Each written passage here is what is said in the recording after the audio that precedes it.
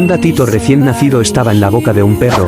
El gatito no dejaba de forcejear, pero el perro no quería soltarlo. Una chica vio esta escena y quiso rescatar al gatito, pero por más que lo intentaba, el perro no quería soltar al pequeño felino. La chica, confundida, vio cómo el perro llevaba al gatito a su guarida. Entonces presenció una escena que la sorprendió.